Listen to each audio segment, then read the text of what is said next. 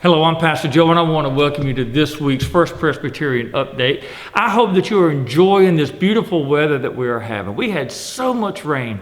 I thought we'd never dry out, but we finally are, and it's just exciting, and I'm really enjoying this weather. Well, look, we've got some important things to share, so I just want to jump in with you and go over the news that I want to pass on to you. You know, for the past couple of months, we have been asked to wear masks to help cut down on the spread of the COVID-19. They're not the greatest thing. I mean, they're not the most comfortable thing, but, you know, I figured this is the least I can do to help protect, whether it's myself or someone else.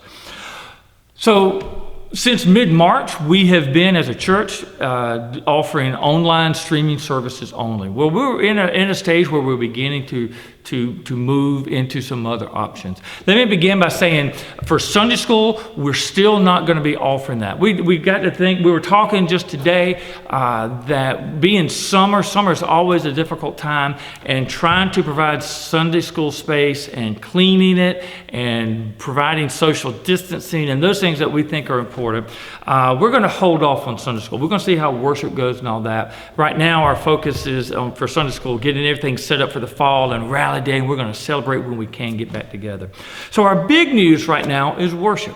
On Sunday, June 21st, that will be our first Sunday of offering in-person worship. You don't have to come, all right? We will continue to offer our online services. And for many people, that's where you will need to be, I think. Many people aren't going to be comfortable for whatever reason, and that's okay. We're all in different spots with that. So this is just going to be one more offering.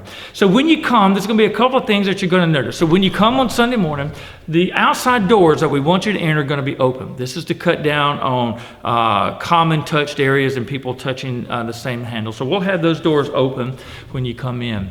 As you come in, there's going to be hand sanitizer stations where you can clean your hands.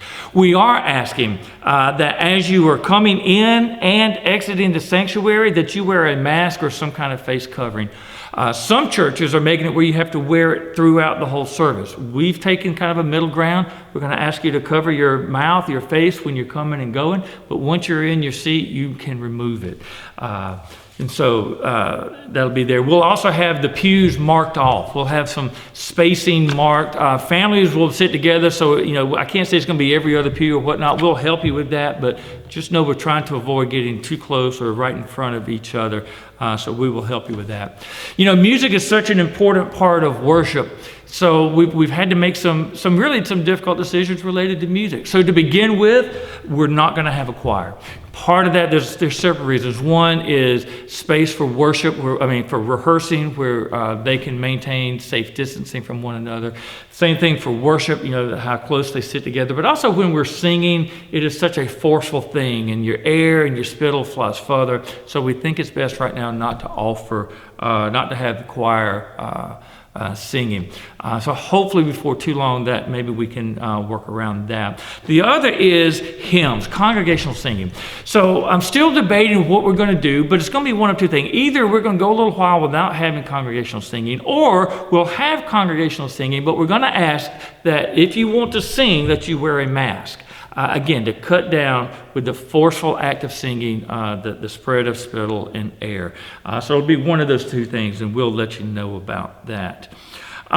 Worth Hall is not open, but we will have it open for bathroom emergencies. We'll have also some disinfectant and cleaning supplies. We just ask you to help us to keep it wiped down. If you go over there, if you could, you know, clean up after yourself, wiping services down, that would be great. We're not going to be offering a nursery right now, trying to do that and keep everyone safe and keep the space and the toys clean right now. We're just not able to do that, so we've chosen not to offer the nursery.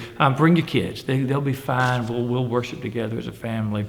The other thing is then at the end of service, we're going to have the front doors open as well as those in the back. And we're going to kind of think of the sanctuary as being divided into groups of 4, and you'll go out the door closest to you. Again, trying to provide safe distancing as we're coming and going. We'll also be keeping attendance. Just know that. You'll see someone writing everybody down just so we can keep that. We may never need it, hoping we'll never need that. that, but in case we ever needed to know who's here on a particular Sunday, we'll be sure that we have those records.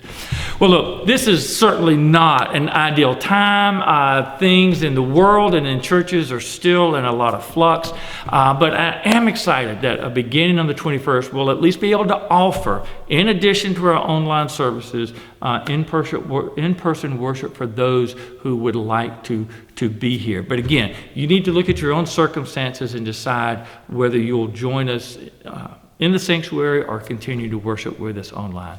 Well, look, I hope you have a good day. Share this video with others so that they will know how we are approaching this, that we're taking this seriously. And I look forward to both seeing you maybe on the 21st, but also just worshiping with you each Sunday, no matter how we are gathered together.